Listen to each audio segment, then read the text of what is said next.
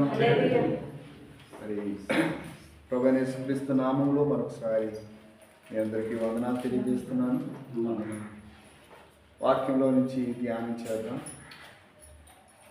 యేసుక్రీస్తు వారు ఎవరినైనా దర్శిస్తే ఆ వ్యక్తి మారిపోతాడు. దేవుడు ఎవరిని దర్శిస్తే వారి జీవితాలు మారిపోతాయి. మోసే అరణ్యంలో గొర్రెలు కాసుకునేవాడు. తన మామ మందరు మేపుతూ గొర్రెలు కాసుకుంటూ ఉన్నాడు. గొర్రెలు తన భార్య లేకపోతే తన మామ ఆ గొర్రెలు తప్ప మరొక ప్రపంచం మోసేకి లేదు. ఆ గొర్రెలు కాసుకుంటున్న సమయంలో దేవుడు ఒక పర్వతం మీద ఒక పొదలో నుంచి మోసేతో మాట్లాడినప్పుడు, మోసేతో దేవుడు మాట్లాడినప్పుడు తను దర్శించినప్పుడు తను ఎట్లా మారిపోయాడనంటే, ఇంతవరకు గొర్రెల కొరకు ఆలోచన చేసేవాడు.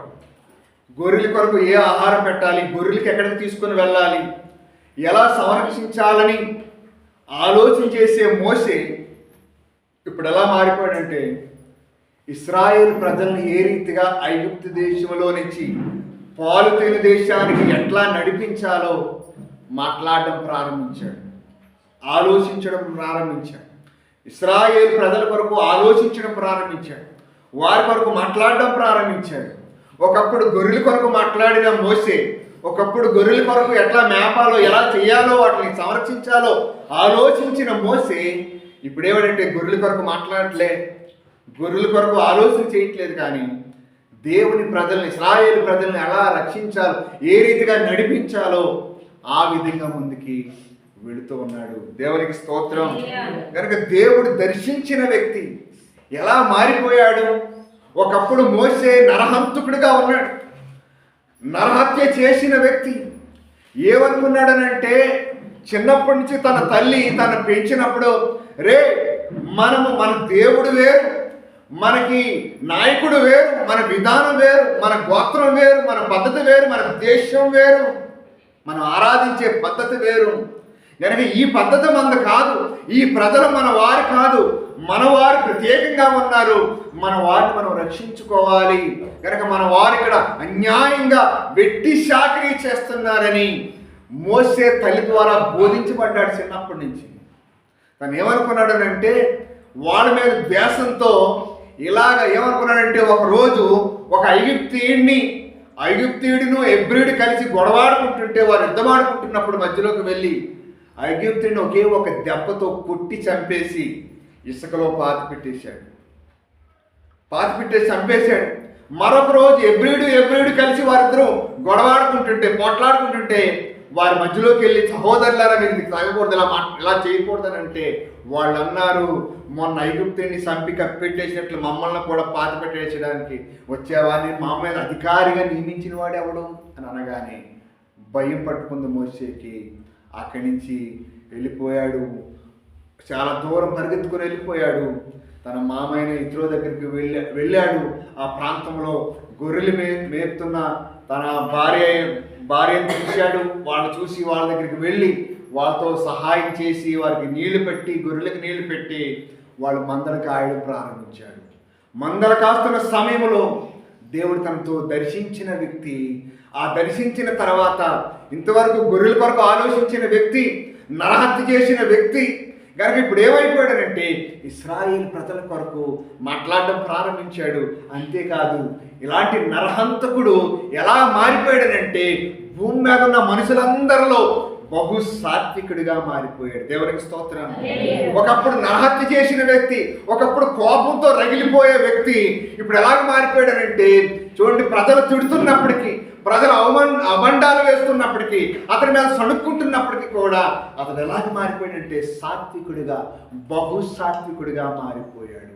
దేవుని ఇల్లంతట్లో నమ్మకస్తుడిగా మారిపోయాడు, బహు సాత్వికుడిగా మారిపోయాడు. మారిపోవడానికి కారణం ఏంటి తెలుసా? దేవుడు తను దర్శించిన తర్వాత అలా మారిపోయాడు. దేవుడు దర్శిస్తే ఆ వ్యక్తి మారిపోతాడు. ఎవరైనా దేవుడు దర్శిస్తే మారిపోతాడు. అపోస్తలుడైన పౌలు ఎలాంటి వాడతడు కనుక దేవుని సంఘాన్ని హింసించేవాడు, దేవుని సంఘాన్ని దూషించేవాడు, దేవుని సంఘాన్ని బాధ పెట్టేవాడు, ఎక్కడైనా క్రైస్తవులు కనపడితే వాడిని అనేక జైల్లో వేసేవాడు, హింస పెట్టేవాడు, బాధ పెట్టేవాడు. అలాంటి వాడు ఏం మాట్లాడుతున్నాడు ఒకసారి వాక్యంలోంచి మనం జ్ఞాపకం చేసుకుందాం. ఒకసారి చూద్దాం ఎలాంటి వాడు ఎలా మారిపోయాడో, దేవుడు ఏర్పాటు చేసుకున్న తర్వాత ఎలా మారిపోయాడో ఒకసారి మాట్లాడుకుందాం. తిమోతి పత్రిక 1 తిమోతి పత్రిక 1:12 చదువుకుందాం. 1 తిమోతి పత్రిక 12 చదువుకుందాం. 1వ అధ్యాయం 12 చదువుతాం. 1 తిమోతి పత్రిక చదువుకుందాం ఒకసారి. పూర్వము దోషకుడును హింసకుడును హానికరుడైన నన్ను తన పరిచయకు నియమించి నమ్మకమైన వానిగా ఎంచినందుకు తను బలపరిచిన మన ప్రభు అయిన యేసుక్రీస్తు కృతజ్ఞతుడనై ఉన్నాను. దేవునికి స్తోత్రం. అపోస్తలుడు పౌలు ఏమన్నాడంటే, ఇదిగో పూర్వం నేను ఎలాంటి వాడును, హింసకును దోషకును. ఒకప్పుడు దొంగోడినండి, ఒకప్పుడు ఎలాంటి వాడినండి, ఒకప్పుడు అలాంటి దాన్నండి, ఒకప్పుడు నా మాటలు బాగోలేదు, ఒకప్పుడు నేను చేసే పనులు బాగోలేదు, ఒకప్పుడు నా స్నేహితులందరిలో నేను చాలా అల్లరి చేసేవాడిని, నేను చాలా అల్లరి చేసేదాన్ని, నేను చాలా గొడవలు కలిగి ఉండేదాన్ని, అందరితో తగాదాలు పెట్టుకునేవాడిని. కానీ ఇప్పుడు పోస్తున్న పౌలు అంటాడు కదా, పూర్వం నేను హింసకుడు దోషకుడు హాని చేసేవాడిని, ఇప్పుడు నేను అలాంటి వాడిని కాదు, ఇప్పుడు నేను అలాంటి వాడిని కాను. కనుక ఒకప్పుడు నాకు తెలియక నేను అట్లా చేశాను, తెలియక చేశాను కాబట్టి నేను కనికరించబడ్డాను. ఒకప్పుడు సంఘాన్ని హింసించేవాడిని, ఒకప్పుడు సంఘాన్ని దూషించేవాడిని, జైల్లో వేసేవాడిని, ఇబ్బంది పెట్టేవాడిని. ఇప్పుడు అలాంటి వాడిని కానండి, నేను మారిపోయానండి. పూర్వం అంటే ఏంటి? ప్రభు దగ్గరికి రాకముందు, రక్షణ పొందకముందు, మారు మనసు పొందకముందు ఏం చేసేవాడంటే సంఘాన్ని హింసించేవాడు, ఇబ్బంది పెట్టేవాడు, నాశనం చేసేవాడు. అలాంటి వాడు ఇప్పుడు నేనేమంటానంటే నేను మారిపోయానండి, ఇప్పుడు అలాంటి వాడిని కాను, ఇప్పుడు నేను మారిపోయాను మరి అన్నాడు కదా. 1 కొరింథీ 13వ అధ్యాయంలో చూస్తే అక్కడ మాట్లాడుతున్నాడు. 13వ అధ్యాయము 11వ వచనంలో అన్నాడు కదా. 1 కొరింథీ 13:14 11వ వచనంలో చూస్తే అక్కడ ఈ మాట మాట్లాడుతున్నాడు. 11వ వచనం చదువుదాం. 1 కొరింథీ 13:11 నేను పిల్లవాడై ఉన్నప్పుడు పిల్లవాని వలె మాట్లాడి తిని, పిల్లవాని వలె తలంచి తిని, పిల్లవాని వలె యోచించి తిని, ఇప్పుడు పెద్దవాడినై పిల్లవాడిని చేస్తున్న మానేసి. దేవునికి స్తోత్రం. పౌలు అంటాడు, ఒకప్పుడు నేను చిన్నవాడిని, అల్లరి చేసేవాడిని, పిల్లవాడిలాగా మాట్లాడేవాడిని, కనుక అల్లరి చేసేవాడిని. కానీ ఇప్పుడు నేను పెద్దవాడిని అయ్యాను, పెద్దవాడి మాటలే మాట్లాడాను. అది ఒకప్పుడు, ఇప్పుడు నేను పెద్దవాడిని అయ్యాను, పెద్దవాళ్ళలాగా మాట్లాడుతున్నాను, పెద్దవాళ్ళలాగే ఆలోచన చేస్తున్నాను. ఇప్పుడు ఆ రీతిగా నేను ముందుకు వెళ్తున్నానని అపోస్తలుడు పౌలు చెప్తూ ఉన్నాడు. దేవునికి స్తోత్రం. కనుక అపోస్తలుల కార్యాలు 9వ అధ్యాయం 9వ వచనంలో చూసినట్లయితే అక్కడ అపోస్తలుడు పౌలు కనుక ఆ 9 లేకపోతే 8, 9 వచనాల్లో మనం అక్కడ అలాగా చూస్తున్నట్లయితే అక్కడ చూడండి, పౌలు దేవుని సంఘాన్ని హింసించడానికి గుర్రాలు వేసుకొని తన వారిని తీసుకొని వెళుతూ ఉన్నప్పుడు దమస్కో మార్గములో దేవుని చేత పట్టబడ్డాడు. పట్టబడిన తర్వాత అక్కడ ప్రభువుని అడుగుతున్నాడు. ప్రభు అడుగుతున్నాడు, చూడండి, పెద్ద గాలి వంటి ఇసుక తుఫాన్ లాంటి వచ్చి వారి కండ్ల మీద పడగా కళ్ళు మూసిపోయి వారి గుర్రాల మీద నుంచి పడిపోయారు కదని. పౌలు కూడా పడిపోయాడు. అప్పుడు దేవుని స్వరం పడుతుంది, సౌలా సౌలా ఏలన నువ్వు హింసించుచున్నావు అని. అంటే ఎలా మాట్లాడుతున్నాడు అని అంటే, నువ్వెవడో ప్రభువా అని అంటున్నాడు. అంటే చూడండి, అంత జరిగినా కూడా ఏమలేదంటే గర్వం తనలో ఉంది. పాత మనిషి అతనిలో ఉన్నాడంటే గర్వం తనలో ఉంది, వీసి తనలో ఉంది. ఎవడో ప్రభు అన్నాడు, నువ్వు హింసించున్న యేసును నేనే అని చెప్పగానే అప్పుడు 3 దినాలు కళ్ళు కనబడకుండా ఉపవాసంతో అన్నపానాలు మాని అదే ఆలోచించడం ప్రారంభించాడు. ఆలోచించాడు. ఏం ఆలోచిస్తున్నాడు? నువ్వు నన్ను హింసించుతున్నావు అనే మాటను పట్టుకొని ఏడ్డం ప్రారంభించి, ప్రభువా నేను నిన్ను హింసించానా, దేవుని హింసించానా అని చెప్పి దేవుని సందులో ఏడుస్తున్నాడు. ఉపవాసంతో దేవుని సందులో ప్రార్థన చేస్తున్నాడు. 3 దినాలు ప్రార్థన చేస్తున్నాడు. ఒకప్పుడు ఎలాంటి వాడంట? హింసకుడు, దూషకుడు, హానికరుడు. ఇప్పుడు ఎలా మారిపోయాడంటే దేవునికి సాధనంగా మారిపోయాడు. 15వ వచనంలో చూసినట్లయితే, ఇతడు నేను ఏర్పాటు చేసుకున్న సాధనమై ఉన్నాడు. చదువుతారా మాట? తీశారా? అపోస్తలుల కార్యాలు 9వ అధ్యాయం 14-15 వచనాలు ఏమన్నాడు ఇక్కడ? అననీయాని పంపిస్తే, అయ్యా అననీయ అంటున్నాడు, అతడు ప్రభు సంఘాన్ని హింసించేవాడు, ఎంతో నష్టం కలిగిస్తున్నాడు సంఘానికంటే, లేదు చుమ్ము నువ్వు వెళ్ళి అతని కొరకు ప్రార్థన చేయి. చదువుతారా? చదవండి. అందుకు ప్రభు నువ్వు వెళ్ళము అన్యజనుల ఎదుటను, రాజుల ఎదుటను, ఇశ్రాయేలు ఎదుటను నా నామమును భరించుటకు ఇతను నేను ఏర్పరచుకున్నాడు. దేవునికి స్తోత్రం. సాధనమై ఉన్నాడు. దేవుడు చెప్తున్నాడు, దైవజనుడు అన్నితో చెప్తున్నాడు, నువ్వు వెళ్ళు అతని కొరకు ప్రార్థన చేయి. అతడు రాజుల ఎదుట, అధికారుల ఎదుట, దేవుని ప్రజల ఎదుట నేను ఏర్పాటు చేసుకున్న సాధనమై ఉన్నాడు. అతను ఏర్పాటు చేసి దేవుడు దర్శించిన తర్వాత, దేవుడు యేసుక్రీస్తు తనతో మాట్లాడిన తర్వాత, ఎంతటి దుర్మార్గుడు, ఎంతటి అన్యాయస్తుడు ఎలాగ మారిపోయాడనంటే ఇప్పుడు దేవుని సాధనంగా మారిపోయాడు. ఒకప్పుడండి దొంగోడినండి, ఒకప్పుడండి. ఇప్పుడు అలా కాదండి. నేను ఇప్పుడు మారిపోయాను. ఇప్పుడు నేను మారిపోయాను. ఎంతోమంది దుర్మార్గులు మారిపోతున్నారు. దేవుని మాట విని, దేవుని సువార్త విని అనేకమైన దొంగలు మారిపోతున్నారు. ఫ్యాక్షనిస్టులు మారిపోతున్నారు. బాంబులు బట్టి తిరిగేవాడు, కత్తులు బట్టి తిరిగేవాడు మారిపోయారు ప్రభువు దర్శించగానే. మన దినాల్లో కూడా మనం చూసాం. ఆ దినాల్లో ప్రభువు దర్శించగానే అపోస్తలుడైన పౌలు పూర్వం ఎలాంటి వాడంటే, పూర్వం అంటే ప్రభువు నమ్మకం ముందు, ప్రభువు తెలియక ముందు హింసకుడు, దోషకుడు, హానికరుడు, అలాంటి వాడు మారిపోయి ప్రభు కొరకు సాధనంగా తీర్చబడ్డాడు. ప్రభువు ఏర్పాటు చేసుకున్న సాధన. ఇప్పుడు జరిగింది ఇది దేవుడు దర్శించినప్పుడు.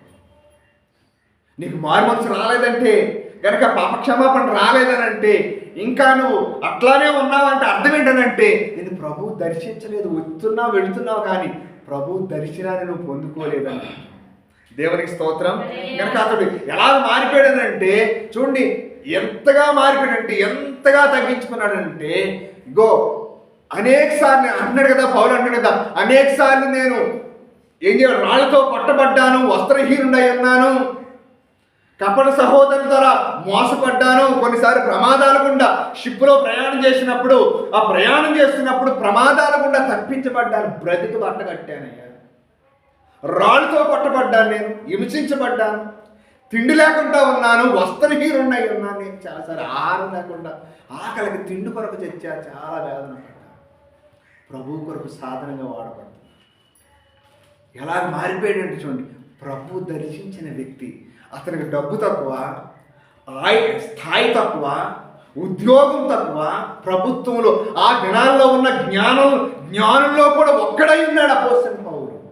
అంతటి జ్ఞానం కలిగిన వ్యక్తి ఎలాగ మారిపోయాడనంటే దేవుని కొరకు ఒక సాధనంగా మారిపోయాడు. సాధనంగా మారిపోయాడు. చూడండి, బ్రతుకుట క్రీస్తే, సావైతే లాభం అన్నాడు.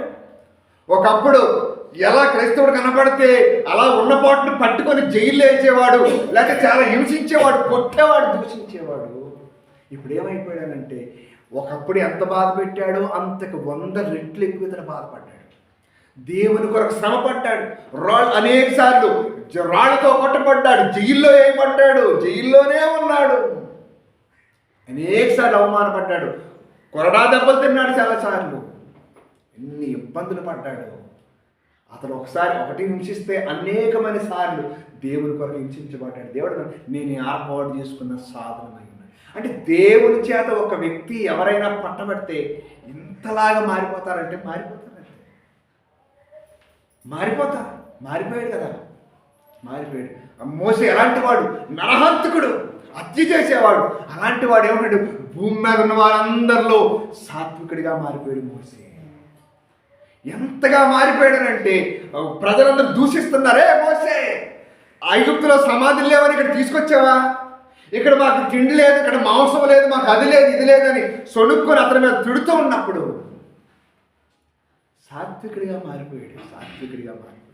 అంతెందుకు సొంత అక్కే మిరియాం, అలాగే అన్న అహరోను కూడా ఒక అమ్మాయి పెళ్లి చేసుకుంటే ఆ అమ్మాయి విషయంలో కూడా వాళ్ళు సొడుక్కోవడం ప్రారంభించారు. అప్పుడు దేవుడే వారికి బుద్ధి చెప్పాడే తప్ప కానీ మోసే అన్న మీద కానీ అక్క మీద కానీ ఒక మాట కూడా ఆడలే. సాత్వికుడిగా మారిపోయాడు. దేవుడు అన్నాడు కదా, మీరు నా సేవకుడైన మోసే మీద మాట్లాడడానికి మీరు భయపడలేదు. మీకు ఎంత ధైర్యం ఉంటే సేవకుడి మీద అట్లా మాట్లాడతారు మీరు? అతను నేను ఏర్పాటు చేసుకున్న సేవకుడు, నేను ఏర్పాటు చేసుకున్న సాధనమై ఉన్నాడు అని చెప్పి పనిష్మెంట్ ఇచ్చాడు. సేవకుడి మీద మాట్లాడి పనిష్మెంట్ లేకుండా వదిలేడు. దేవుని పిల్లల మీద, ఒక సేవకుడి మీదే కాదు, దేవుని పిల్లల మీద ఎవరైనా మాట్లాడితే, నీ మీద ఎవరైనా అన్యాయంగా మాట్లాడితే దేవుడు చూస్తూ ఊరుకోడంటే. తన సంఘం, తన పిల్లలు దేవునికి చేసిన సేవ విషయంలో కానీ, పరిచర్య విషయంలో కానీ, ఏ విషయంలో దేవుడు అన్యాయస్తుడు కాదు, ఊరుకోడు చూస్తూ. నిన్ను ఎవరైనా ఒక మాట అంటే ఊరుకోడు అన్యాయంగా, దేవుడు వదిలిపెట్టడు. ఆ దినాల్లో మోసే మీద చుణుక్కున్న సొంత అక్క, ఆ అన్నయ్య మాట్లాడితేనే వారికి కుష్ఠరోగం రప్పించాడు. మరలా మోసే ప్రార్థన చేసి అడిగి బతిమాలుకున్నప్పుడు మరలా వారి కుష్ఠరోగం వారి నుంచి విడిచిపెట్టి వెళ్ళింది. దేవునికి స్తోత్రం. దేవుడు దర్శిస్తే ఒక వ్యక్తి అలాగ మారిపోతాడనంటే అట్లా మారిపోయాడు. కనుక ఇంకా మనం ఒకసారి అప్లై చేసుకుంటే మన జీవితాలు ఇంకా మారలేదనంటే, మన మాట విధానం మారలేదంటే, ఒకప్పుడు మోసే ఏమన్నాడు, పౌలు ఏమన్నాడు, ఒకప్పుడు పూర్వం ఎలాంటి వాడంట, దోషకును హానికరుడు భయంకరుడు నేను. అలాంటి వాడిని ప్రభువు నన్ను ఇలాగ మార్చేశాడు, ప్రేమగా మార్చేశాడు. అపోస్తలుడు పౌలుని ప్రేమగా మార్చేశాడు అని అంటే ఒకప్పుడు అది మనం కూడా ఒకప్పుడు ఏదైనా చిన్న మాట అంటే ఊరుకునే వాళ్ళు, ఎదుటి వాళ్ళకి ఒక మాట అంటే మనం 10 మాట్లాడాలి. కనుక ఇప్పుడు కూడా ఇంకా అలాంటి మాట్లాడుతున్నామంటే మనం ఇంకా ప్రభువుని వాక్యాన్ని అర్థం చేసుకోలేదని అర్థం. ఇంకా ప్రభువుని ఎన్నిసార్లు మాట్లాడుతున్నా కానీ, ఎన్నిసార్లు ప్రభువునితో మాట్లాడుతున్నా కానీ ఆ మాటకి స్పందించలేదని అర్థమవుతుంది. దేవుని పిల్లారా చూడండి, ఒకసారి ప్రభువు మాట్లాడితే, ప్రభువు దర్శిస్తే అలాంటి వాడు నరహంతకుడు మోసేలాంటి వాడు మారిపోయాడే. కనుక హింసించేవాడు, దూషించేవాడు, హాని చేసేవాడు, హంతకుడు, స్టెఫను సావుకు అంగీకరించిన వాడు, అలాంటి వాడు అపోస్తలుడైన పౌలు మారిపోయాడే. దేవునికి స్తోత్రం, హల్లెలూయా. కనుక మనము కూడా మన జీవితాల్లో కూడా మార్పు అనేది రావాలి. దేవుని దర్శనం ఏం మనం ప్రార్థన చేయాలి, ప్రభువా మనం ఏం ప్రార్థన చేయాలంటే, ఎన్నిసార్లు వచ్చి వెళ్ళేవారు కాదు కానీ ప్రభువా మోసే లాంటి వాడిని మార్చావు, దర్శించావు, నన్ను దర్శించు ప్రభువా, నా జీవితాన్ని మార్చు, అనేకులకు దీవెనకరంగా మార్చు అని చెప్పి ప్రభు సన్నిధిలో ప్రార్థన చేయాలి. హింసకుడు, దోషకుడు, హానికరుడైన సౌలును పౌలుగా మార్చావు, ప్రేమగా మార్చావు, నన్ను కూడా దర్శించి ప్రభువా అని నువ్వు ప్రార్థన చేస్తే ప్రభువుని నీలో ఉన్న రాతి గుండెని తీసేసి మాంసపు గుండెను అమర్చడానికి ఇష్టపడతాడు. దేవునికి స్తోత్రం, హల్లెలూయా. కనుక ఇంకొక మాట మీకు జ్ఞాపకం చేస్తున్నాను. యాకోబు పత్రిక 1:18 చదువుదాం. అలాగే ఇంకొకరు 1 పేతురు 1:22 చదువుదాం. యాకోబు పత్రిక 1:18 ఒక మాట చదువుదాం. 1 పేతురు 1:22 చూద్దాం. ఆయన తాను సృష్టించిన వాటిలో మనము ప్రథమ ఫలముగా ఉండునట్లు దేవునికి స్తోత్రం. దేవుడు మనల్ని ఏం చేశాడనంటే ఈ భూమి మీద ఉన్న అన్ని విషయాల్లో మనమే ప్రథమ ఫలము. భూజంతువుల కంటే, భూమి మీద ఉన్న అన్ని జీవరాశుల కంటే ఒక ప్రత్యేకమైన ప్రథమ ఫలంగా కన్నాడు. అంటే ఈ లోకంలో ఉన్న పాపుల కంటే, అంటే ఎవరిని కన్నాడని అంటే ఇప్పుడు ఉన్న వాళ్ళందరూ కూడా, అయ్యా నువ్వు చచ్చితే ఎక్కడికి వెళ్తావు, అమ్మా రక్షణ లేని వాడు చచ్చిపోతే ఎక్కడికి వెళ్తాం, ఎక్కడ పోతామంటే మట్టిలోకి వెళ్ళిపోతాం. కానీ ఒక క్రైస్తవుడు అడిగితే అట్లా చెప్పడు, నేను పరలోకం వెళ్తాను అంటాడు. పరలోకం వెళ్ళగలిగిన ఆ ప్రథమ ఫలం నీవే ఈ భూమి మీద. దేవునికి స్తోత్రం. పరలోకానికి వారసుడు నీవు, వారసురాలు నువ్వు. అది నువ్వు ప్రథమ ఫలముగా. ఇగో ఆ కింద మాట చదవండి, నేను చెప్పింది ఇందాక 1 పేతురు 1:22 చదువుదామా. మీరు క్షయ బీజము నుండి కాక శాశ్వతమగు జీవము గల దేవుని వాక్యం మూలముగా అక్షయ బీజము నుండి దేవునికి స్తోత్రం. అంటే పాడైపోయే విత్తనాల నుంచి అంటే పాడవని విత్తనాలు, అంటే ఎప్పటికీ పాడవని అక్షయమైన బీజముగా పుట్టాం మనం. ఒకప్పుడు మనం నాశనం అయిపోయే బీజంలో పుట్టాం. పాప సంతానం, సర్ప సంతానంగా ఉండేవాళ్ళం, చచ్చిపోతే నరకానికి పాత్రలు అయిపోయేవాళ్ళమే. ఇప్పుడు ఎలా పుట్టాం మనం అని అంటే, ఇప్పుడు ఎలా దేవుడు చేశాడు అంటే, రక్షణ బాప్తిజం పొందగానే అక్షయ బీజంలోకి వచ్చేసామనంటే నాశనము కాని విత్తనాలు. అంటే దేవుని సంకల్పంలో మనల్ని కన్నాడు, దేవుని ఉద్దేశంలో కన్నాడు. నువ్వు ఊరకనే వచ్చేది భూమి మీదకి దేవుడు ప్రత్యేకంగా నిన్ను నన్ను ఏర్పాటు చేసుకున్నాడు. దేవునికి సాధనాలుగా దేవుడు ఏర్పాటు చేసుకున్నాడు. పాడవని బీజముగా, పాడని విత్తనాలుగా ఎప్పటప్పటికీ పరలోక రాజ్యంలో యుగయుగాలు ఉండే వ్యక్తిగా నిన్ను నన్ను దేవుడు ఏర్పాటు చేసేసుకున్నాడు. దేవునికి స్తోత్రం. హల్లెలూయా. గనక దానికి కారణం ప్రభువు దర్శిస్తే అలా మారిపోతారు ఎవరైనా. దేవుడిని కన్నాడని అంటే నేను ఎలాగంటే తన సంకల్పం చొప్పున కన్నాడు.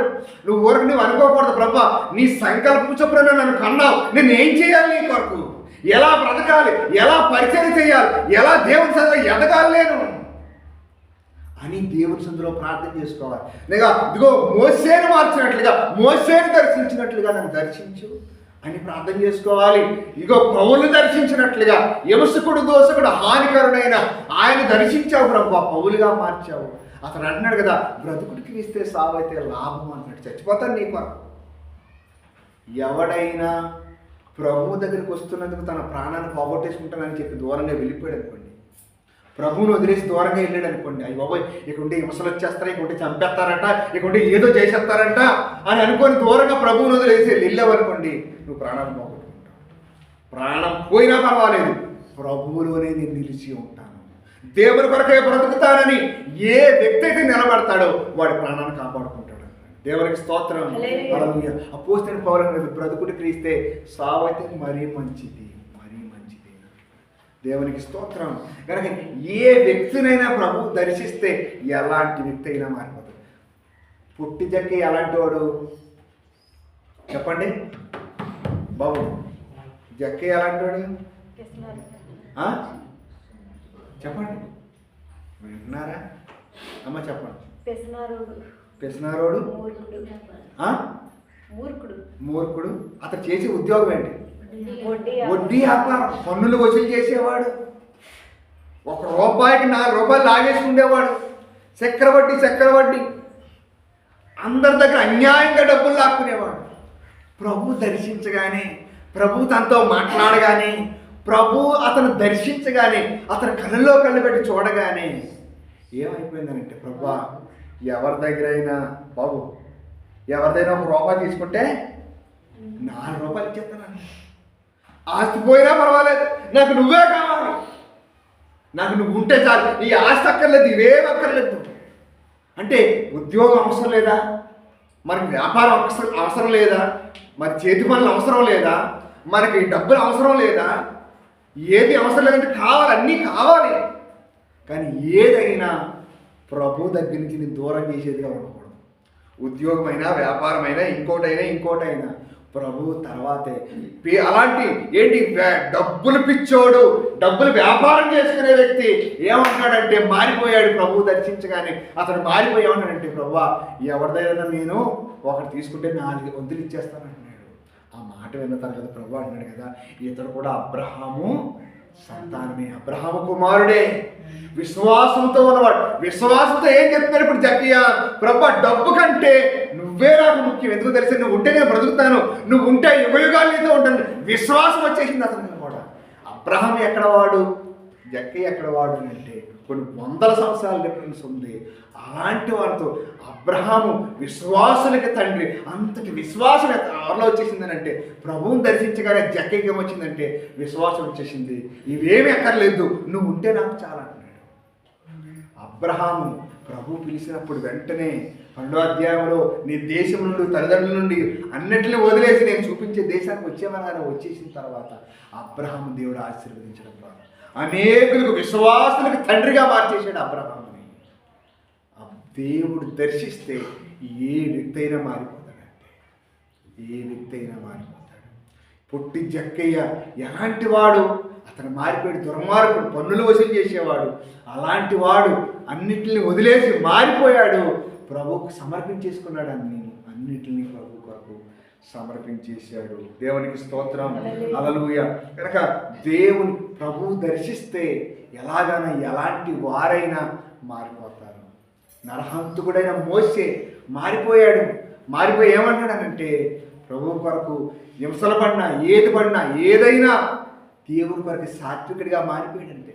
నరహంతకుడు ఎక్కడ అయిపోయాడు? ఇప్పుడు సాత్వికానికి వచ్చేసాడు. అపోస్తలుడైన పౌలు ఎలాంటి వాడు? పూర్వ విమర్శకుడు, దోషకుడు, హాని చేసేవాడు.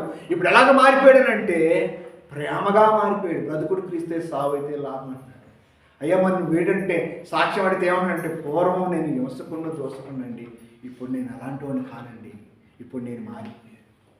చాలామంది చెప్పే సాక్ష్యాలు చెప్తుంటారు. పూర్వండి నేను ప్రభువుని నమ్మకం ఉందండి అవన్నీ, ఇప్పుడు నేను మారిపోయాను, నా జీవితం మారిపోయింది, నా విధానం వేరు, నా విశ్వాసం వేరు, నేను వెళ్ళే మార్గం వేరు, నా దేవుడు వేరు అని మారిపోతున్నారు అనేకులు.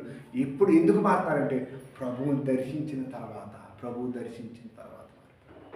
పౌలు మారిపోయాడు. పూర్వం నేను పిల్లవాళ్ళలా ఉండేవాడు, పిల్లవాళ్ళలాగా ఆలోచించేవాడు. ఇప్పుడు అట్లాగా ఆలోచన చేయలే కనుక పెద్దవాడిని అయ్యాను, పెద్దవాళ్ళగా ఆలోచన చేస్తాను.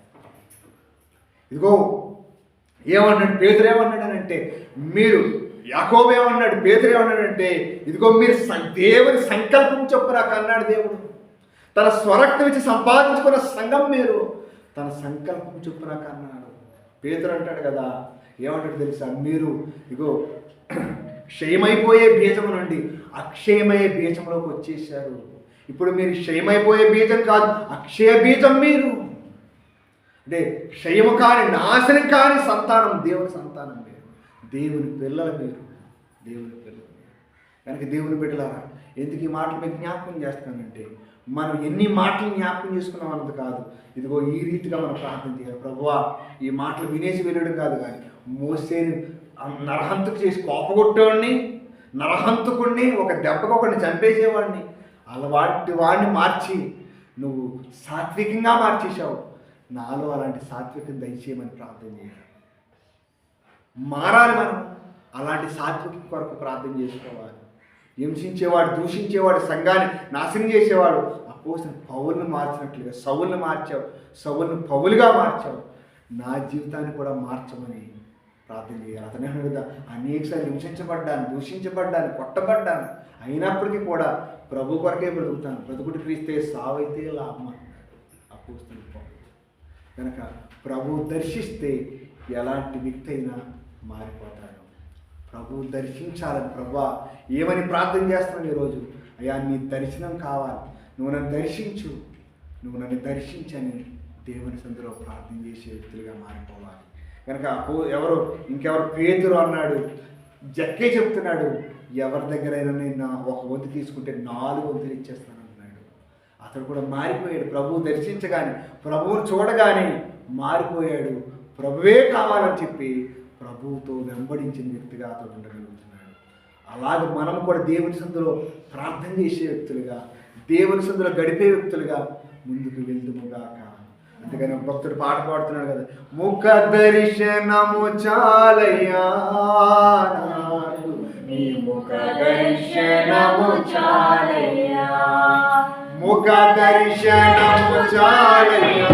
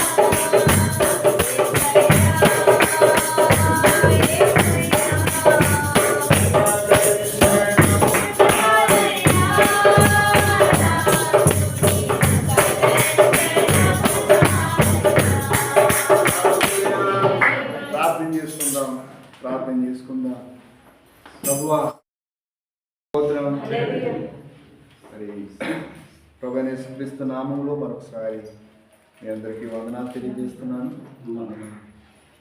వాక్యంలో నుంచి ధ్యానించేద్దాం. యేసుక్రీస్తు వారు ఎవరినైనా దర్శిస్తే ఆ వ్యక్తి మారిపోతాడు. దేవుడు ఎవరిని దర్శిస్తే వారి జీవితాలు మారిపోతాయి. మోసే అరణ్యంలో గొర్రెలు కాసుకునేవాడు.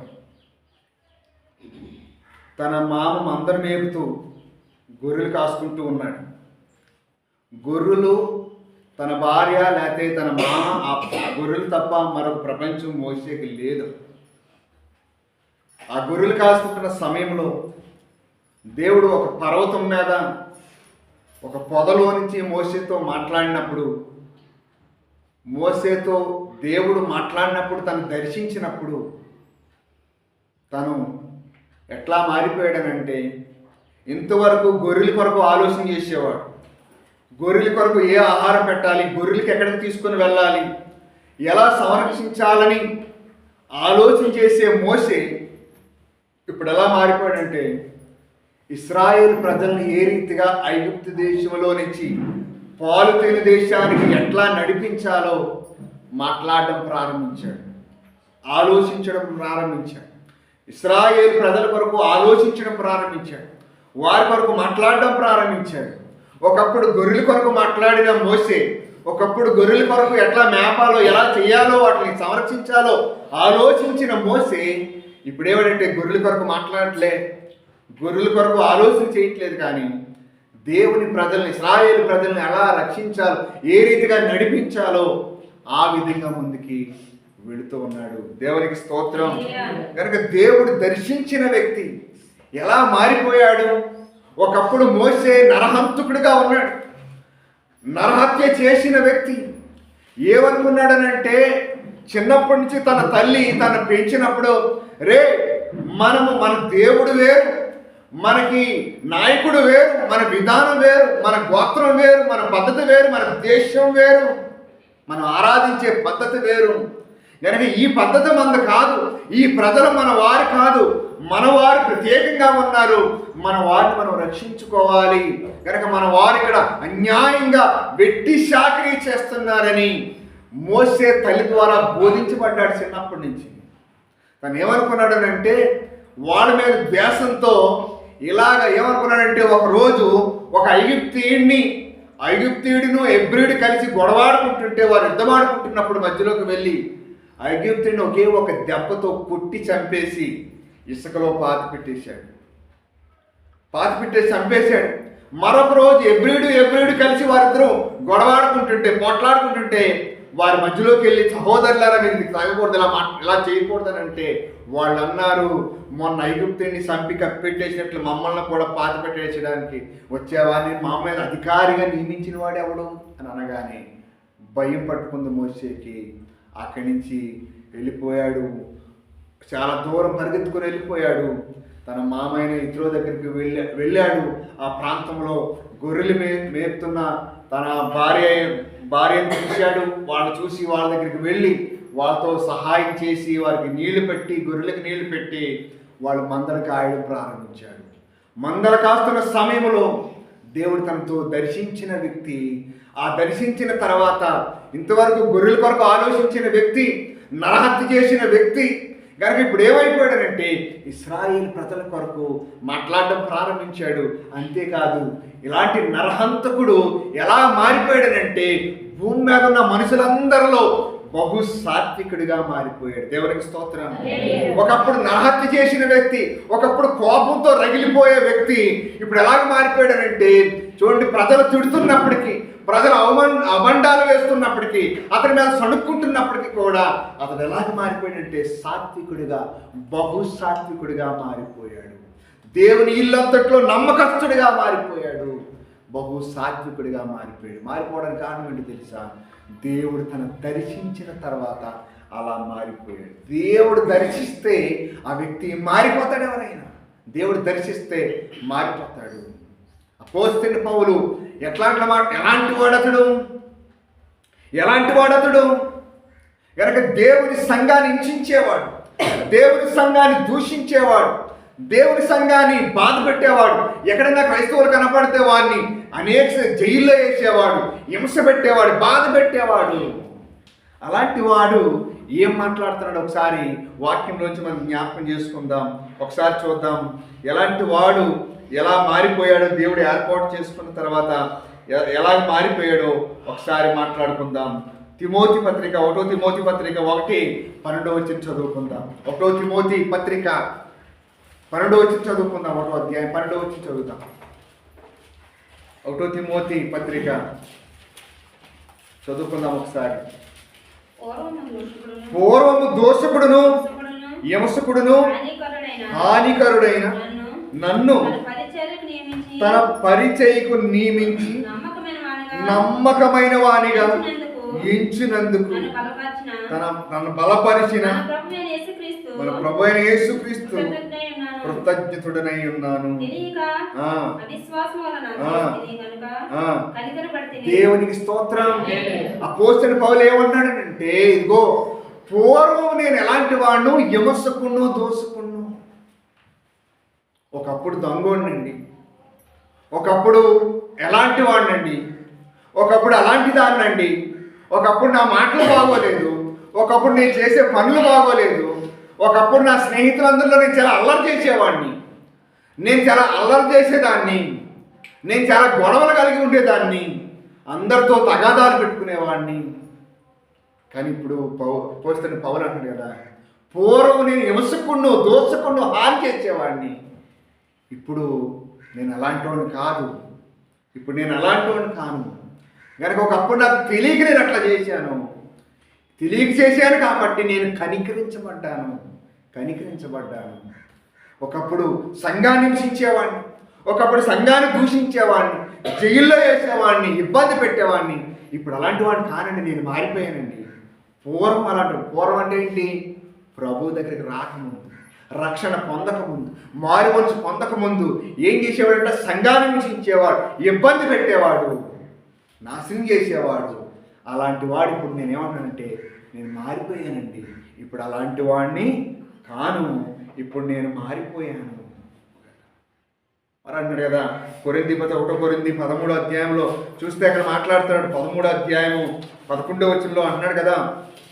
1 కొరింథీ 13:14 11వ వచనంలో చూస్తే అక్కడ ఈ మాట మాట్లాడుతున్నాడు. 11వ వచనం చదువుదాం. 1 కొరింథీ 13:11 నేను పిల్లవాడై ఉన్నప్పుడు పిల్లవాని వలె మాట్లాడి తిని, పిల్లవాని వలె తలంచి తిని, పిల్లవాని వలె యోచించి తిని, ఇప్పుడు పెద్దవాడినై పిల్లవాని చేష్టలు మానేసి. దేవునికి స్తోత్రం. పౌలు అన్నాడు, ఒకప్పుడు నేను చిన్నవాడిని, అల్లరి చేసేవాడిని, పిల్లవాడిలాగా మాట్లాడేవాడిని, కనుక అల్లరి చేసేవాడిని. కానీ ఇప్పుడు నేను పెద్దవాడిని అయ్యాను, పెద్దవాడి మాటలే మాట్లాడాను. అది ఒకప్పుడు, ఇప్పుడు నేను పెద్దవాడిని అయ్యాను, పెద్దవాళ్ళలాగా మాట్లాడుతున్నాను, పెద్దవాళ్ళలాగే ఆలోచన చేస్తున్నాను, ఇప్పుడు ఆ రీతిగా నేను ముందుకు వెళ్తున్నానని అపోస్తలుని పౌలు చెప్తూ ఉన్నాడు. దేవునికి స్తోత్రం. కనుక అపోస్తలుల కార్యాలు 9వ అధ్యాయం 9వ వచనంలో చూసినట్లయితే అక్కడ అపోస్తలుని పౌలు కనుక ఆ 9 లేకపోతే 8, 9 వచనాల్లో మనం అక్కడ అలాగా చూస్తున్నట్లయితే అక్కడ చూడండి, పౌలు దేవుని సంఘాన్ని హింసించడానికి గుర్రాలు వేసుకొని తన వారిని తీసుకొని వెళుతూ ఉన్నప్పుడు దమస్కో మార్గములో దేవుని చేత పట్టబడ్డాడు. పట్టబడిన తర్వాత అక్కడ ప్రభువుని అడుగుతున్నాడు. ప్రభు అడుగుతున్నాడు, చూడండి, పెద్ద గాలి వంటి ఇసుక తుఫాన్ లాంటి వచ్చి వారి కండ్ల మీద పడగా కళ్ళు మూసిపోయి వారి గుర్రాల మీద నుంచి పడిపోయారు కదని. పౌలు కూడా పడిపోయాడు. అప్పుడు దేవుని స్వరం పడుతుంది, సౌలా సౌలా ఏలన నువ్వు హింసించుచున్నావు అని. అంటే ఎలా మాట్లాడుతున్నాడు అని అంటే, నువ్వెవడో ప్రభువా అని అంటున్నాడు. అంటే చూడండి, అంత జరిగినా కూడా ఏమలేదంటే గర్వం తనలో ఉంది.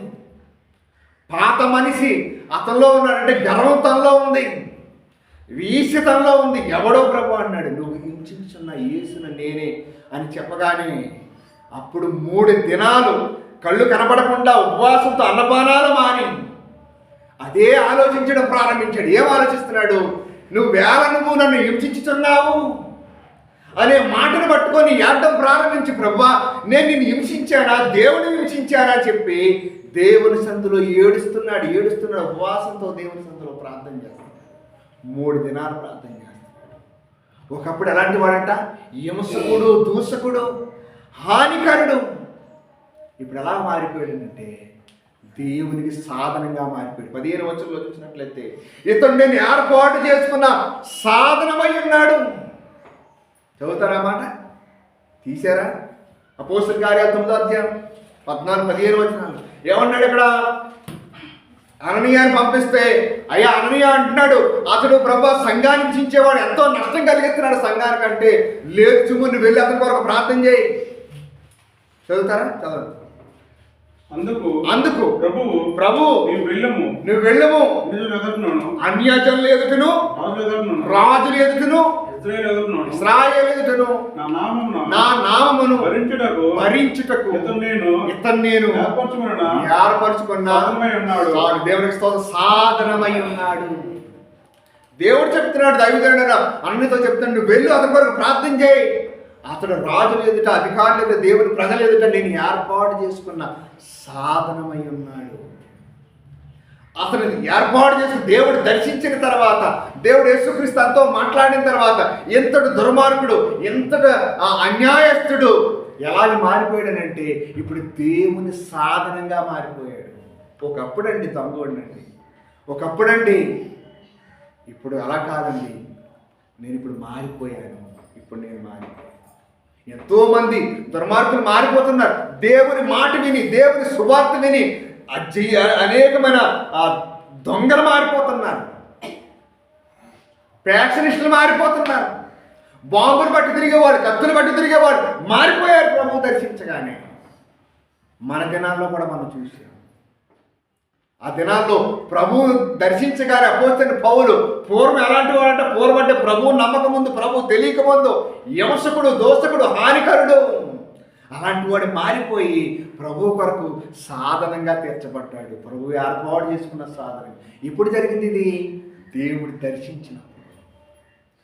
నీకు మారు మనసు రాలేదంటే కనుక, పాపక్షమాపణ రాలేదనంటే, ఇంకా నువ్వు అట్లానే ఉన్నావంటే అర్థం ఏంటనంటే నేను ప్రభువు దర్శించలేదు. వస్తున్నావు వెళుతున్నావు కానీ ప్రభు దర్శనాన్ని నువ్వు పొందుకోలేదని. దేవునికి స్తోత్రం. కనుక అతడు ఎలా మారిపోయాడనంటే చూడండి, ఎంతగా మారిపోయాడంటే, ఎంతగా తగ్గించుకున్నాడంటే, ఇగో అనేక సార్లు అన్నాడు కదా, పౌలు అన్నాడు కదా, అనేక సార్లు నేను ఏం చేయాలి, రాళ్ళతో కొట్టబడ్డాను, వస్త్రహీనుడై ఉన్నాను, కపట సహోదరుల ద్వారా మోసపడ్డాను, కొన్నిసార్లు ప్రమాదాల గుండా షిప్లో ప్రయాణం చేసినప్పుడు, ఆ ప్రయాణం చేస్తున్నప్పుడు ప్రమాదాల గుండా తప్పించబడ్డాను, బ్రతికి బట్టగట్టానయ్యా, రాళ్ళతో కొట్టబడ్డాను, నేను హింసించబడ్డాను, తిండి లేకుండా ఉన్నాను, వస్త్రహీనుడై ఉన్నాను, నేను చాలాసార్లు ఆహారం లేకుండా ఆకలికి తిండి కొరకు తెచ్చా, చాలా వేదన పడ్డాను. ప్రభు కొరకు సాధనంగా వాడబడ్డాను. ఎలా మారిపోయాడంటే చూడండి, ప్రభు దర్శించిన వ్యక్తి, అతనికి డబ్బు తక్కువ, స్థాయి తక్కువ, ఉద్యోగం తక్కువ, ప్రభుత్వంలో ఆ దినాల్లో ఉన్న జ్ఞానంలో కూడా ఒక్కడై ఉన్నాడు అపోస్తలుడైన పౌలు. అంతటి జ్ఞానం కలిగిన వ్యక్తి ఎలాగ మారిపోయాడనంటే దేవుని కొరకు ఒక సాధనంగా మారిపోయాడు.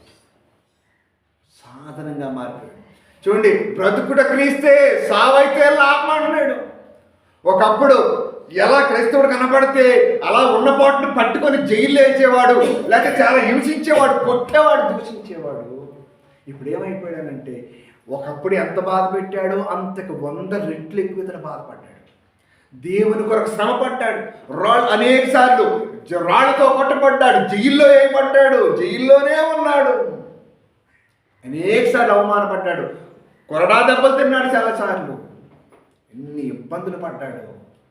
అతను ఒకటి హింసిస్తే అనేకమైన సార్లు దేవుని కొరకు హింసించబడ్డాడు. దేవుడు నేను ఏర్పాటు చేసుకున్న సాధనమై ఉన్నాడు. అంటే దేవుని చేత ఒక వ్యక్తి ఎవరైనా పట్టబడితే ఇంతలాగా మారిపోతారంటే మారిపోయాడు కదా, మారిపోయాడు. మోసే ఎలాంటి వాడు, నరహంతకుడు, హత్య చేసేవాడు, అలాంటి వాడు ఏమన్నాడు, భూమి మీద ఉన్న వారందరిలో సాత్వికుడిగా మారిపోయాడు మోసే. ఎంతగా మారిపోయాడనంటే ప్రజలందరూ దూషిస్తున్నారే, మోసే ఐగుప్తులో సమాధులు లేవని ఇక్కడ తీసుకొచ్చావా, ఇక్కడ మాకు తిండి లేదు, ఇక్కడ మాంసం లేదు, మాకు అది లేదు ఇది లేదని సొనుక్కొని అతని మీద తిడుతూ ఉన్నప్పుడు సాత్వికుడిగా మారిపోయాడు.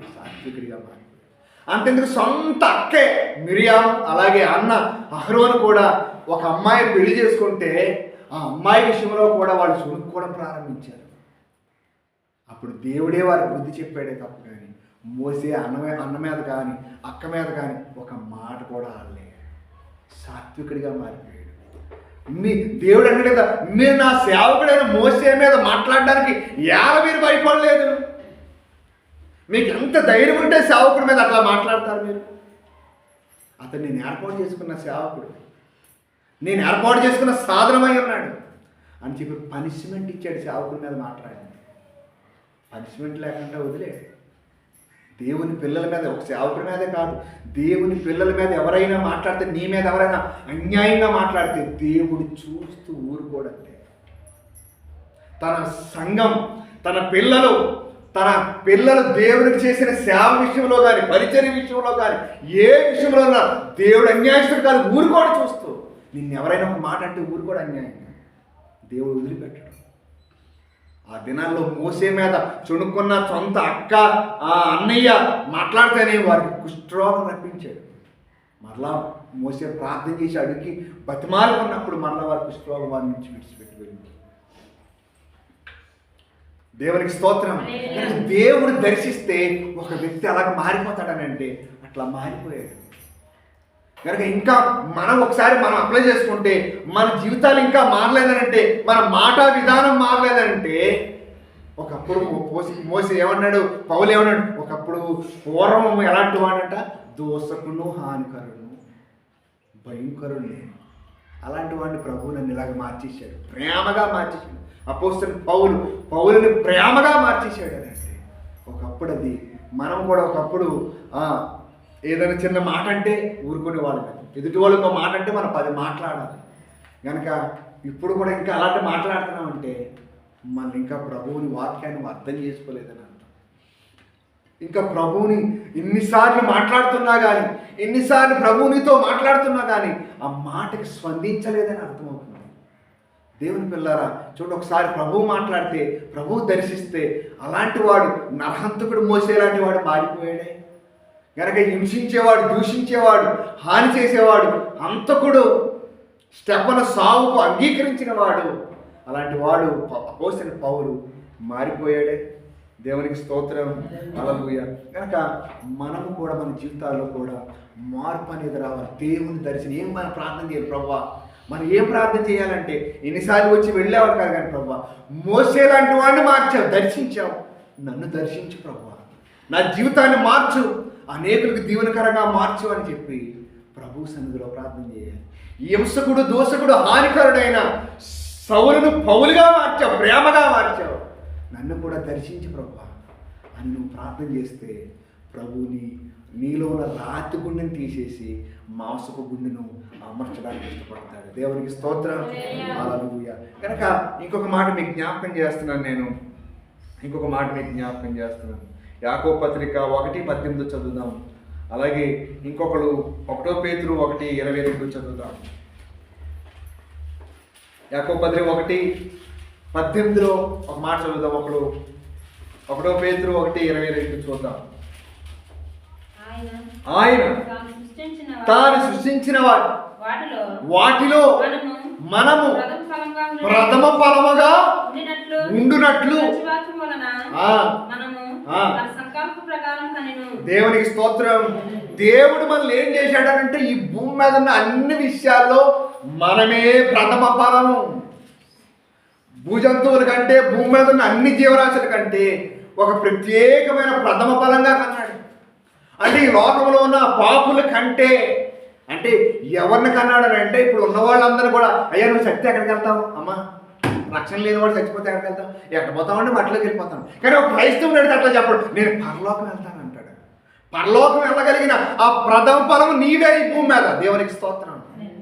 పరలోకానికి వారసుడు నీవు, వారసురాలు నువ్వు. అది నువ్వు ప్రథమ ఫలముగా. ఇగో ఆ కింద మాట చదవండి, నేను చెప్పింది ఇందాక 1 పేతురు 1:22 చదువుదామా? మీరు క్షయ బీజము నుండి కాక శాశ్వతమగు జీవము గల దేవుని వాక్యం మూలముగా అక్షయ బీజము నుండి దేవునికి స్తోత్రం. అంటే పాడైపోయే విత్తనాల నుంచి అంటే పాడవని విత్తనాలు, అంటే ఎప్పటికీ పాడవని అక్షయమైన బీజముగా పుట్టాం మనం. ఒకప్పుడు మనం నాశనం అయిపోయే బీజంలో పుట్టాం. పాప సంతానం, సర్ప సంతానంగా ఉండేవాళ్ళం, చచ్చిపోతే నరకానికి పాత్రలు అయిపోయేవాళ్ళమే. ఇప్పుడు ఎలా పుట్టాం మనం అని అంటే, ఇప్పుడు ఎలా దేవుడు చేశాడు అంటే, రక్షణ బాప్తిజం పొందగానే అక్షయ బీజంలోకి వచ్చేసామనంటే నాశనము కాని విత్తనాలు. అంటే దేవుని సంకల్పంలో మనకు అన్నాడు, దేవుని ఉద్దేశంలో కన్నాడు. నువ్వు ఊరకనే వచ్చేది భూమి మీదకి దేవుడు ప్రత్యేకంగా నిన్ను నన్ను ఏర్పాటు చేసుకున్నాడు. దేవునికి సాధనాలుగా దేవుడు ఏర్పాటు చేసుకున్నాడు. పాడవని బీజముగా, పాడని విత్తనాలుగా ఎప్పటికీ పరలోక రాజ్యంలో యుగయుగాలు ఉండే వ్యక్తిగా నిన్ను నన్ను దేవుడు ఏర్పాటు చేసేసుకున్నాడు. దేవునికి స్తోత్రం. హల్లెలూయా. గనక దానికి కారణం ప్రభువు దర్శిస్తే అలా మారిపోతారు ఎవరైనా. దేవుడిని కన్నాడని అంటే నేను ఎలాగంటే తన సంకల్పం చొప్పున కన్నాడు. నువ్వు ఊరికి నువ్వు అనుకోకూడదు, ప్రభా నీ సంకల్పం చొప్పున నన్ను కన్నావు, నేను ఏం చేయాలి నీ కొరకు, ఎలా బ్రతకాలి, ఎలా పరిచయం చేయాలి, ఎలా దేవుని సందులో ఎదగాలి నేను అని దేవుని సందులో ప్రార్థన చేసుకోవాలి. లేదా ఇదిగో మోసేను మార్చినట్లుగా, మోసేను దర్శించినట్లుగా నన్ను దర్శించు అని ప్రార్థన చేసుకోవాలి. ఇగో పౌలు దర్శించినట్లుగా, హింసకుడు దోషకుడు హానికరుడైన ఆయన దర్శించావు ప్రభు, పౌలుగా మార్చావు. అతను అంటున్నాడు కదా, బ్రతుకుడికి ఇస్తే సావైతే లాభం అన్నాడు. చచ్చిపోతాను నీ కొరకు. ఎవడైనా ప్రభువు దగ్గరికి వస్తున్నందుకు తన ప్రాణాన్ని పోగొట్టేసుకుంటానని చెప్పి దూరంగా వెళ్ళిపోయాడు అనుకోండి, ప్రభువును వదిలేసి దూరంగా వెళ్ళాడు అనుకోండి, అయ్యి బాబోయ్ ఇకుంటే హింసలు వచ్చేస్తారా, ఇకుంటే చంపేస్తారంట, ఇకుంటే ఏదో చేసేస్తారంట అని అనుకొని దూరంగా ప్రభువును వదిలేసి వెళ్ళావనుకోండి, నువ్వు ప్రాణాన్ని పోగొట్టుకుంటావు. ప్రాణం పోయినా పర్వాలేదు, ప్రభువులోనే నేను నిలిచి ఉంటాను, దేవుని కొరకే బ్రతుకుతానని ఏ వ్యక్తి అయితే నిలబడతాడో వాడి ప్రాణాన్ని కాపాడుకుంటాడు. దేవునికి స్తోత్రం. హల్లెలూయా. అపోస్తలుడైన పౌలు అన్నాడు, బ్రతుకుడు క్రీస్తే సావైతే మరీ మంచిది, మరీ మంచిది. దేవునికి స్తోత్రం. కనుక ఏ వ్యక్తినైనా ప్రభు దర్శిస్తే ఎలాంటి వ్యక్తి అయినా మారిపోతాడు. పుట్టి జక్కి ఎలాంటి వాడు చెప్పండి బాబు? జక్కి ఎలాంటి వాడు చెప్పండి, వింటున్నారా అమ్మ? చెప్పండి. పెసనారోడు, మూర్ఖుడు. అతను చేసే ఉద్యోగం ఏంటి? వడ్డీ వ్యాపారం. పన్నులు వసూలు చేసేవాడు. ₹1కి ₹4 లాగేసుకునేవాడు. చక్రవడ్డీ అందరి దగ్గర అన్యాయంగా డబ్బులు లాక్కునేవాడు. ప్రభు దర్శించగానే, ప్రభు తనతో మాట్లాడగానే, ప్రభు అతను దర్శించగానే, అతను కళ్ళలో కళ్ళు పెట్టి చూడగానే ఏమైపోయిందనంటే, ప్రభా ఎవరి దగ్గరైనా బాబు ఎవరిదైనా ₹1 తీసుకుంటే ₹4 ఇచ్చేస్తాను. ఆస్తి పోయినా పర్వాలేదు, నాకు నువ్వే కావాలి, నాకు నువ్వు ఉంటే చాలు, ఈ ఆస్తి అక్కర్లేదు, ఇవేం అక్కర్లేదు. అంటే ఉద్యోగం అవసరం లేదా, మనకి వ్యాపారం అవసరం లేదా, మరి చేతి పనులు అవసరం లేదా, మనకి డబ్బులు అవసరం లేదా, ఏది అవసరం లేదంటే కావాలి, అన్నీ కావాలి. కానీ ఏదైనా ప్రభు దగ్గర నుంచి నేను దూరం చేసేదిగా ఉండకూడదు. ఉద్యోగమైనా, వ్యాపారమైనా, ఇంకోటైనా ప్రభు తర్వాతే. అలాంటి ఏంటి డబ్బులు పిచ్చోడు, డబ్బులు వ్యాపారం చేసుకునే వ్యక్తి ఏమంటాడంటే మారిపోయాడు. ప్రభు దర్శించగానే అతను మారిపోయి ఏమన్నాడంటే, ప్రభువా ఎవరిదైనా నేను ఒకటి తీసుకుంటే 4 వంతులు ఇచ్చేస్తాను అంటున్నాడు. ఆ మాట విన్న తర్వాత ప్రభు అంటున్నాడు కదా, ఇతడు కూడా అబ్రహాము సంతానమే, అబ్రహాము కుమారుడే, విశ్వాసంతో ఉన్నవాడు. విశ్వాసంతో ఏం చెప్తున్నాడు ఇప్పుడు జక్కయ్య? ప్రభు డబ్బు కంటే నువ్వే నాకు ముఖ్యం, ఎందుకు తెలిసి నువ్వు ఉంటే నేను బ్రతుకుతాను, నువ్వు ఉంటే యుగయుగాలు నీతో ఉంటాను. విశ్వాసం వచ్చేసింది అతను కూడా. అబ్రహాం ఎక్కడ వాడు, జక్కయ్య ఎక్కడ వాడు అంటే కొన్ని 100 సంవత్సరాల డిఫరెన్స్ ఉంది. అలాంటి వారితో అబ్రహాము విశ్వాసులకి తండ్రి. అంతటి విశ్వాసం ఎవరిలో వచ్చేసిందని అంటే, ప్రభువుని దర్శించగానే జక్కయ్యకి ఏమొచ్చిందంటే విశ్వాసం వచ్చేసింది. ఇవేమి ఎక్కర్లేదు, నువ్వు ఉంటే నాకు చాలా అంటున్నాడు. అబ్రహాము ప్రభు పిలిచినప్పుడు వెంటనే 2వ అధ్యాయంలో నీ దేశం నుండి తల్లిదండ్రుల నుండి అన్నిటిని వదిలేసి నేను చూపించే దేశానికి వచ్చేమనగానే వచ్చేసిన తర్వాత అబ్రహాము దేవుడు ఆశీర్వదించడం ద్వారా అనేకులకు విశ్వాసులకు తండ్రిగా మార్చేశాడు అబ్రహాముని. దేవుడు దర్శిస్తే ఏ వ్యక్తి అయినా మారిపోతాడంటే, ఏ వ్యక్తి అయినా మారిపోతాడు. పొట్టి జక్కయ్య ఎలాంటి వాడు, అతను మారిపోయాడు. దుర్మార్గుడు, పన్నులు వసూలు చేసేవాడు. అలాంటి వాడు అన్నిటిని వదిలేసి మారిపోయాడు. ప్రభువుకు సమర్పించేసుకున్నాడు. అన్నిటిని ప్రభు కొరకు సమర్పించేశాడు. దేవునికి స్తోత్రం, హల్లెలూయా. కనుక దేవుని ప్రభువు దర్శిస్తే ఎలాగైనా ఎలాంటి వారైనా మారిపోతారు. నరహంతకుడైన మోసే మారిపోయాడు. మారిపోయి ఏమంటాడనంటే, ప్రభు కొరకు హింసలు పడినా ఏది పడినా ఏదైనా దేవుని కొరకు సాత్వికుడిగా మారిపోయాడంటే. నరహంతకుడు ఎక్కడ అయిపోయాడు? ఇప్పుడు సాత్వికానికి వచ్చేసాడు. అపోస్తలుడైన పౌలు ఎలాంటి వాడు? పూర్వ విమర్శకుడు, దోషకుడు, హాని చేసేవాడు. ఇప్పుడు ఎలాగ మారిపోయాడనంటే ప్రేమగా మారిపోయాడు. బ్రతుకుడు క్రీస్తే సావైతే లాభం అన్నాడు. అయ్యా మరి నువ్వు ఏంటంటే సాక్ష్యం అడిగితే ఏమన్నాడంటే, పూర్వం నేను విమర్శకుండా దోషకుండండి, ఇప్పుడు నేను అలాంటి వాడిని కానండి, ఇప్పుడు నేను మారిపోయాను. చాలామంది చెప్పే సాక్ష్యాలు చెప్తుంటారు. పూర్వండి నేను ప్రభువుని నమ్మకం ఉందండి అవన్నీ, ఇప్పుడు నేను మారిపోయాను, నా జీవితం మారిపోయింది, నా విధానం వేరు, నా విశ్వాసం వేరు, నేను వెళ్ళే మార్గం వేరు, నా దేవుడు వేరు అని మారిపోతున్నారు అనేకులు. ఎప్పుడు ఎందుకు మారుతారంటే ప్రభువుని దర్శించిన తర్వాత. పౌలు మారిపోయాడు. పూర్వం నేను పిల్లవాళ్ళ ఉండేవాడు, పిల్లవాళ్ళగా ఆలోచించేవాడు. ఇప్పుడు అట్లాగా ఆలోచన చేయలే కనుక పెద్దవాడిని అయ్యాను, పెద్దవాళ్ళగా ఆలోచన చేస్తాను. ఇదిగో ఏమన్నాడు పేతురు? ఏమన్నాడనంటే మీరు, యాకోబు ఏమన్నాడు? పేతురు ఏమన్నాడంటే, ఇదిగో మీరు దేవుని సంకల్పం చొప్పున కన్నాడు దేవుడు. తన స్వరక్తం ఇచ్చి సంపాదించుకున్న సంఘం మీరు, తన సంకల్పం చొప్పున కన్నాడు. పేతురు అంటాడు కదా, ఏమంటాడు తెలుసా? మీరు ఇగో క్షయమైపోయే బీజము నుండి అక్షయమయ్యే బీజంలోకి వచ్చేసారు. ఇప్పుడు మీరు క్షయమైపోయే బీజం కాదు, అక్షయ బీజం మీరు. అంటే క్షయము కాని, నాశనం కాని సంతానం, దేవుని సంతానం మీరు, దేవుని పిల్లలు మీరు, కనుక దేవుని బిడ్డలారా, ఎందుకు ఈ మాటలు మీకు జ్ఞాపకం చేస్తానంటే, మనం ఎన్ని మాటలు జ్ఞాపకం చేసుకున్నాం అన్నది కాదు.